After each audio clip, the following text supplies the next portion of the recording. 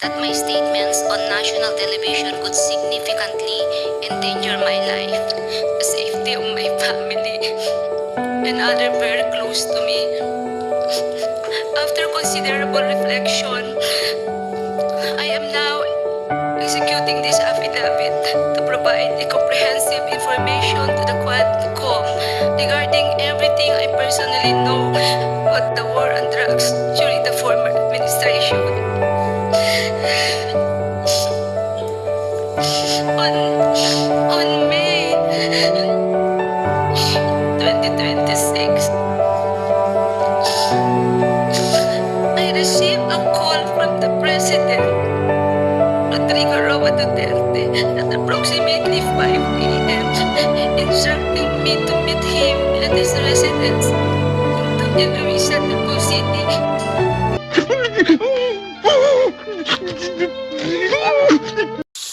On September 12, 2024 and September 27, 2024, I was invited to serve as a resource person during the recent legislative inquiry conducted by the Joint Committee on Ma'am, Drugs. can you put the mic a little bit closer to your mouth, please? Yes, sir. During these hearings, I was asked several questions concerning my knowledge or involvement in the deaths of 3 Chinese inmates at the Davao Penal Colony and the death of General Wesley Barayuga, all focusing on the alleged extrajudicial killings of the aforementioned individuals. I was also questioned about my relationship with the former president, as well as my career as a police officer and my tenure as the GM of the Philippine Charity Sweepstakes Office. Throughout the hearings, I answered questions from the committee based on my personal knowledge. However, I did so with great apprehension as I recognized that my statements on national television could significantly endanger my life, the safety of my family, and other close to me. After considerable reflection, I am now executing this affidavit to provide a comprehensive information to the Quadcom regarding everything I personally know about the war on drugs during the former administration. On May of 2016, I received a call from the then President Rodrigo Duterte at approximately 5 in the morning, instructing me to meet him at his residence in Doña Luisa, Davao City. I was already acquainted with then Mayor Duterte, having served as a station commander in one of the police stations in Davao during his tenure. During our meeting, he requested that I locate a PNP officer or operative who is a member of the Iglesia ni Cristo, indicating that he needed someone capable of implementing the war on drugs on a national scale, replicating the Davao model. The Davao model referred to the system involving payment and rewards. The Davao model involves 3 levels of payments of rewards. The first is the reward if the suspect is killed. Second is the funding of planned operations. Third is the refund of operational expenses. Initially, I informed the President that I was unaware of any individual with those qualifications as I had not been assigned outside of Davao, nor had I served in a national capacity with the PNP. However, I recalled my upperclassman, Edilberto Leonardo, who was handling the Criminal Investigation Detection Group and was also a member of the Iglesia ni Cristo. I mentioned his name to the President. On the same day, a certain individual named Muking contacted me by the phone to request Leonardo's contact details, which I promptly provided. A week later, I learned from Arthur Narsolis via phone call that Leonardo had been summoned and was instructed to proceed to Royal Mandaya Hotel for a meeting. Leonardo informed me that he stayed at the hotel for 3 days during which the President directed him to organize a task force similar to PAOK-TF. When Leonardo relayed this information and urged me to join the task force, I declined, citing my lack of experience in handling such operations. Leonardo subsequently informed me that he had prepared a proposal routed through Bongo outlining the task force operations, which would encompass Luzon, Visayas, and Mindanao. He also inquired if he and his classmates could have a courtesy call with the President through Bongo for a photo opportunity. Considering this, I thought it would be prudent also to invite my classmates, Bakay, Vilela, Grijaldo, Tuzon, and Dueñas, to join the courtesy call. The members of Class 97 and Class 96 of PNPA were accommodated in a separate room at the TPWH office in Panacan, Davao. The President did not enter our room, and I was unaware if he visited the room of Class 96. This is 96, sir, not 97. After the courtesy call, Leonardo informed me that the structure of the intended task force would undergo changes. In June of 2016, Leonardo was transferred from Manila to assume the position of the chief of the CIDG in Region 11. During the initial 3 months of this assignment, I facilitated all meetings between Leonardo and Bongo at Leonardo's request. Subsequently, they established direct communications.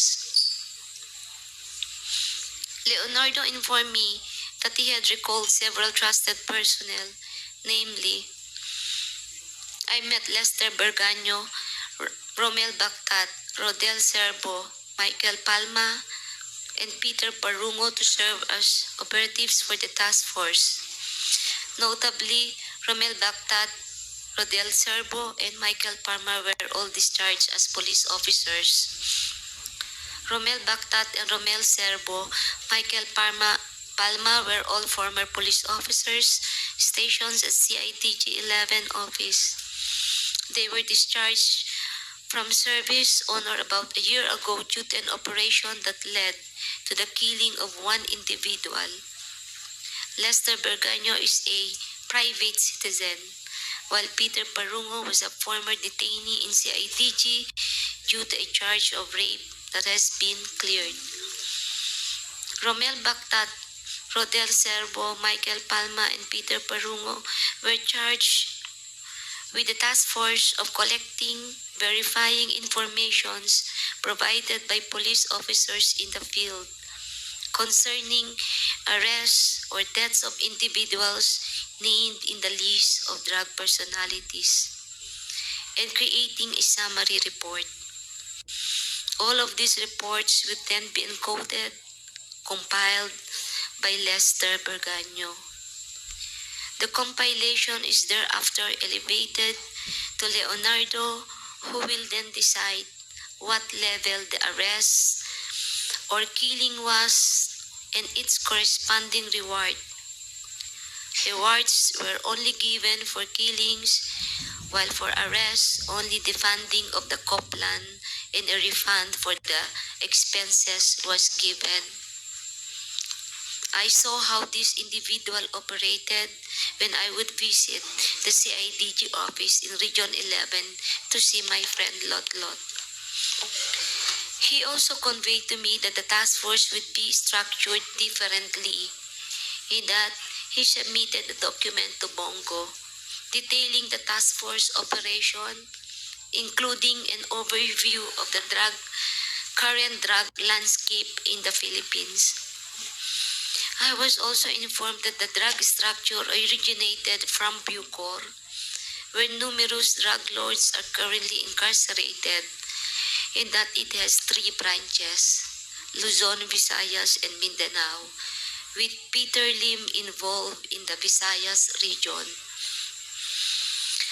Once the task force became operational, I later learned that all COPLAN funds, refunds for operational expenses, and rewards for agents were processed through the bank accounts of Peter Parungo at Metrobank, BDO, and PS Bank. Concurrently, Lester Berganyo maintained a comprehensive list of the drug personalities in the Philippines. Leonardo conducted briefings for Orpidea, IG, regional directors, and PNP chiefs regarding the operations.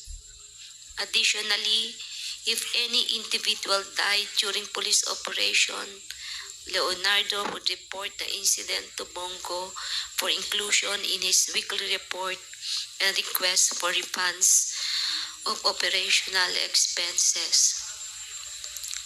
Leonardo had the final authority to determine who would be included on the list of drug personalities and to classify their threat levels, as well as the discretion to remove individuals from the list.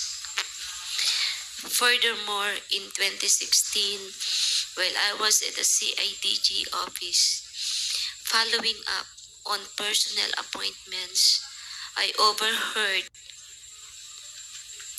Superintendent Padilla of Bucor discussing drug activities at the Davao Penal Colony with Leonardo. Padilla specifically mentioned certain Bucor officers involved in the drug trade, notably mentioning an officer named Ginto, who was subsequently killed along with other Bucor members. These are the critical facts I personally know regarding the drug war of the previous administration.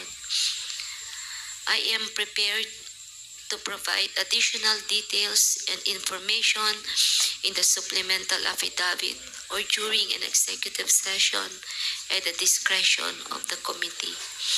I affirm the truthfulness and accuracy of the above statement to assist in the investigation by the Joint Committee on Dangerous Drugs, Public Order and Safety, Human Rights, and Public Accounts of the Honorable House of Representatives, the Quadcom. Mr. Chair. What? Bro, what are you talking about, man? Kasi it's a sudden turnaround, no? From the last mga hearings po natin. And suddenly, we will be receiving an affidavit like this, no? Siguro, malapat lang pong sabihin natin sa committee to kung somebody forces you to execute an affidavit like this. That a while ago, the reason why we're asking Congressman Manuel to hold his gun kasi nga I was able to see the affidavits and I really wanted to read muna for a while. And 4 pages lang naman po yun. So, nakakagulat din po yung nilalaman ng inyong affidavit dahil a complete turnaround. So, meron po bang pumilit sa inyo para i-execute itong affidavit na to? Wala po, Mr. Chair. It took me 1 week to make some reflections po. And what pushes you to execute? I realize the truth will always set us free, Mr. Chair. And at least I will be able to contribute if we really want to make this country a better place to live and for our children. I think we have to do something para maibalik po yung trust sa PNP, magkaroon po ng reform sa PNP, and yung tiwala po ng mga tao, whether victims of criminals sa gobyerno. Kanina po may sinasabi kayo na natatakot kayo sa buhay nyo at sa pamilya nyo. Saan po kayo natatakot? Of course po, it's normal, Mr. Chair, when you speak the truth, you cannot please everyone. And it's normal to anybody to have that mixed emotion. But still, it took me 1 week to make reflection elections. And I realized I need to do my part po. Dahil po ba sa relasyon niyo sa nakaraang administrasyon kay former president? Kaya po ang damdamin niyo po ay mixed emotion? Normal lang naman bilang tao po, Mr. Chair. Pero what prevailed after a week of reflection is I always say the truth will always set me free. We are I helping. want a better place, a better PNP, Mr. Chair.